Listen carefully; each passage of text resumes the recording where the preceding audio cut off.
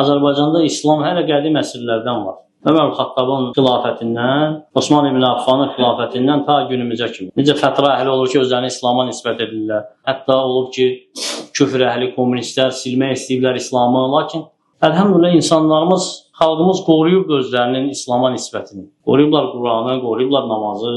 Ona görə ölənlər də olub, öldürülənlər, sürgün edilənlər. Əlhəmdülillah günümüzə kimi Quran var bu diyarda, məscidlər var, azanlar eşidilir, dini kitablar var, dəvətçilər var, dərslər gedir, hansı ki eşidirlər.